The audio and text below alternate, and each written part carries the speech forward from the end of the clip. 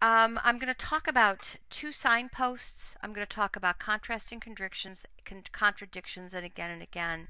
And then I'm going to model it on the first parts of the first chapter of Lord of the Flies. The first signpost we're going to talk about, first of all, we're going to look at what close reading really is. Whenever you read closely, you're paying intense attention to the book, the words that are on the page. It's the kind of reading that brings your experiences of the world and what's on the page close together, because what's on the page is going to be very different than what you're used to. Close reading also suggests that we pay attention to experiences that are relevant, what the text makes us think, what the text makes us remember. And finally, close reading suggests an intense focus. What individual characters are being introduced and why? What order are things happening in? What ideas are being presented? Are there connections among elements in the passage? Like, what are the relationships between two characters that are being introduced? And what can we infer about the connections that we make? Another thing that close reading involves is rereading, and that's that second draft reading that we've been talking about. So you reread with purpose, not just to read it twice, but the second time you read it, you have questions that you're trying to answer. Maybe you have a hypothesis about what you think this text is trying to say that you are trying to confirm. And in order for you to be able to do this kind of close reading, I'm going to be giving you some strategies or some signposts to look for as you reread that'll guide you towards closer reading. These signposts are in everything that's well written, whether it's fiction, nonfiction, window books, mirror books. They're signposts that are in good writing that good readers know to look for. The first note and notice strategy or signpost is contrasts and contradictions. And by contrasts and contradictions, what I mean is you need to stop, pay attention, and make a note or annotate. Anytime you're reading and a character says or does something that seems the opposite of what they've been saying or doing all along, that's a place where you need to stop. It is a signpost. You need to stop, stick an annotation there, and ask yourself, the question should pop into your head as soon as you notice this. Ask yourself, why is the character saying that? Why is the character doing that? Because the answers to those questions could help you make a prediction or help you make an inference about an important point in plot or conflict. Contrast and contradictions. Anytime you're reading and you notice that the character is doing or saying something that's opposite of what you think they've been saying or doing all along, or what you think they should be saying or doing, the question should come into your mind immediately. Why is the character doing that? The second note and notice strategy or signpost is the again and again. So you have contrast and contradiction, and you have again and again. Another thing that you should be watching for, that you should notice and you should note, are places where you notice a word, a phrase, an object, or a structure that gets mentioned over and over, or again and again. The question that should pop in your mind immediately is, why does this keep showing up again and again? And the answers to that question might give you hints about theme and conflict, or they might foreshadow something that's going to happen next. Again and again, when you notice words, phrases, objects, or structures that are mentioned over and over again, this is the question that needs to come to mind. Okay, now let's look at the first part of chapter 1. The first thing we're going to notice is that each of the chapters is titled. This title is The Sound of the Shell. Okay, when I think of shells, I don't think about how they sound, I think about how they look. But I remember that in some movies they blow on the shell. So maybe the sound of the shell is going to be important. Okay, let's start reading. I'm going to look for again and again. And I'm going to look for contrast and contradict. Oops, that's a contra. Okay, let's see what we've got. The boy with fair hair lowered himself down the last few feet of rock and began to pick his way towards the lagoon. Though he had taken off his school sweater and trailed it now from one hand, his gray shirt stuck to him and his hair was plastered to his forehead. All around him the long scar smashed into the jungle, and it was a bath of heat. He was clambering heavily among the creepers and broken trunks when a bird, a vision of red and yellow, flashed upwards with a witch-like cry, and this cry was echoed by another. "Hi," it said, "wait a minute." The undergrowth at the side of the scar, it's mentioned the scar more than once. I'm going to do scar and long scar smashed into the jungle. A multitude of raindrops fell pattering. "Wait a minute," the voice said. "I got caught up. The fair boy." All right, there's fair here. And there's fair here. The fair boy stopped and jerked his stockings with an automatic gesture that made the jungle seem for a moment like the home counties. The voice spoke again. "I can't hardly move with these creeper things." The owner of the voice came backing out of the undergrowth so that the twigs scratched on a greasy windbreaker. The naked crooks of his knees were plump, caught and scratched by thorns. He bent down, removed the thorns carefully, and turned around. He was shorter than the fair boy. There's another fair. And very fat. He came forward, searching out safe lodgments for his feet, and then looked up through thick spectacles. "Where's the man with the megaphone?" The fair boy, there's that fair again, shook his head. "This is an island. At least I think it's an island. There's a reef out in the sea. Perhaps there aren't any grown-ups anywhere." The fat boy looked startled. There was that pilot, but he wasn't in the passenger cabin. He was up front. The fair boy, there's fair again, was peeking at the reef through screwed-up eyes. "All of them other lads," the fat boy went on, "some of them must have got out. They must have, mustn't they?" The fair boy, there's fair again, began to pick his way as casually as possible towards the water. He tried to be offhand and not too obviously uninterested, but the fat boy, they've repeated fat several times too. "Aren't there any grown-ups at all?" They've repeated grown-ups also. Fat was here. He was very fat. The fair boy. Then there's the fat boy again. So it looks like if you annotate this, we have a fair boy and we have a fat boy. And they've also mentioned no grown-ups. Those are repeated. Now's the time to ask our question. Why does he keep repeating fair boy? I wonder why he keeps repeating the word fair. What does he want us to know about fair? Well, when I think about what fair means, I think fair could mean blonde, fair-headed.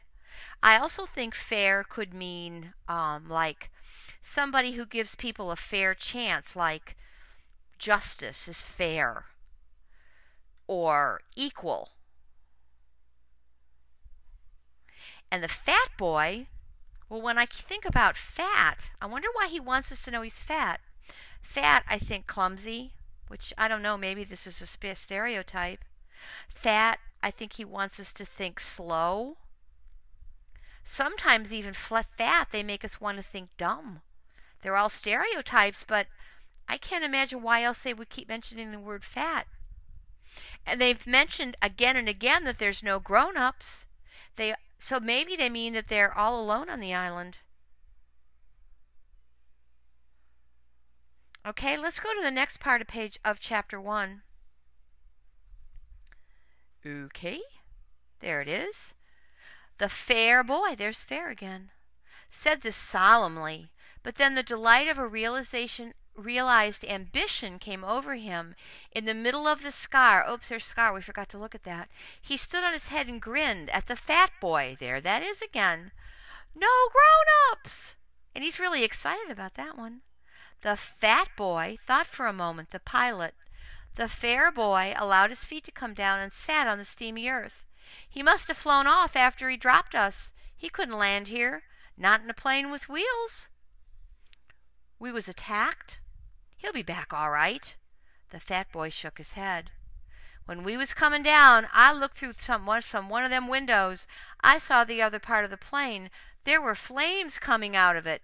He looked up and down the scar. You know what? The scar must be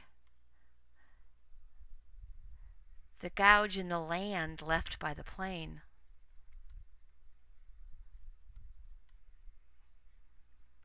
They've mentioned the scar over and over again. That can't be a good thing.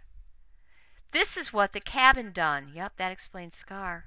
The fair boy reached out and touched the jagged edge of a trunk. For a moment he looked interested. What happened to it, he asked. Where's it got now? That storm dragged it out to sea. It wasn't half dangerous with all them tree trunks fallen. There must have been some kids still in it. He hesitated, then spoke again. What's your name? Ralph? So Ralph must be the fair boy. The fat boy waited to be asked his name in turn, but this proffer of acquaintance was not made. The fair boy, called Ralph, smiled vaguely, stood up, and began to make his way back toward the lagoon. The fat boy hung steadily at his shoulder. I expect there's a lot more of us scattered about. You haven't seen any others, have you? Ralph shook his head and increased his speed. Then he tripped over a branch and came down with a crash. The fat boy, there's that fat boy again, stood by him breathing hard. My auntie told me not to run, he explained, on account of my asthma. Asthma? That's right. Can't catch me breath. I was the only boy in our school what had asthma, said the fat boy with a touch of pride, and I've been wearing specs, there's the third time they've mentioned specs, since I was 3. Okay, they've mentioned this other boy, they've mentioned he's fat, he has asthma, and he wears glasses. Do you think the author's painting a stereotype of this boy for us? The storm dragged it out to sea. Oh, this is a repeat. Okay. He took off his glasses and held them out to Ralph, blinking and smiling, and then started to wipe them against his grubby windbreaker. An expression of pain and inward concentration altered the pale contours of his face. He smeared the sweat from his cheeks and quickly adjusted the spectacles, that's another word for glasses, on his nose. Them fruit. He glanced around the scar. Them fruit, I expect. He put on his glasses, waded away from Frank, and crouched down among the tangled foliage. I'll be out in just a minute. Ralph disentangled himself cautiously and stole away through the branches. In a few minutes the fat boy's grunts were behind him, and he was hurrying away towards the screen that lay between him and the lagoon.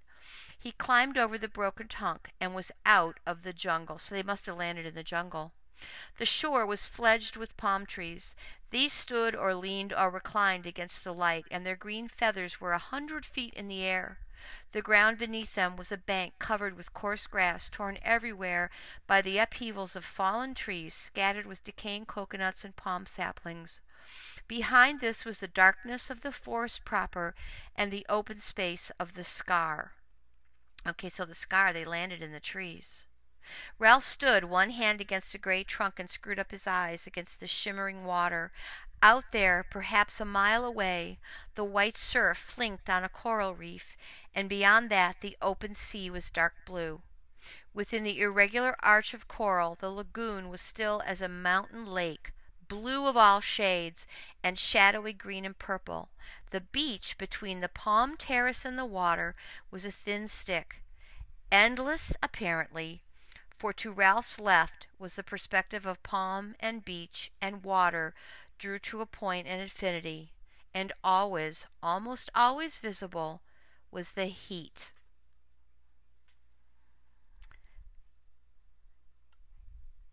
All right, let's think about what we know from just those first few pages. And here's how your first draft reading is going to go. Who is the fair boy? Ralph. And the fat boy.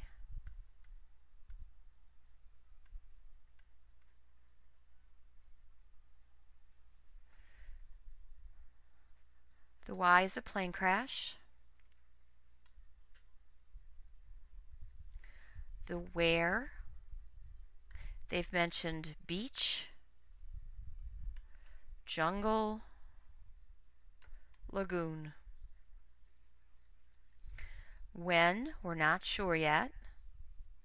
And the why, we kind of don't know why they were in a plane. Who, when, where, why, how. They mentioned something about being shot down. And they mentioned a storm. And what? I guess the what would be a shipwreck. No adults so far. Okay, do you have a hypothesis? We know that they've said fair boy again and again. What predictions can you make? We know they've said fat boy again and again. What predictions can you make? We know they've talked about the jungle and the beach again and again. What predictions can you make? I've listed a few more pages from Chapter 1. The assignment is Chapters 1, The Shell, and continue with Chapters 2, Fire on the Mountain, and Chapter 3, Huts. Remember that the titles are there, and they're there for a reason. What do they tell you? Include that in your thinking. Pay special attention to the first and the second note and notice, contrast and contradictions, and again and again. I'm going to give you a form to help you keep track of these note and notice. You'll get them in class to glue into your response log and complete it as you read. Remember, you're going to use these strategies to help prepare your first draft reading. Remember to be an active viewer of this video. Watch it carefully, maybe more than once. Rewind or pause when you need to. Take good notes on the strategy information. Read and annotate Chapters 1 through 3 and record your annotations in your reading response log. Prepare your response according to what your literature circle has decided, and use the questions from your WSQ schedule to post your summary of this video. Remember, the summary is on the strategy information.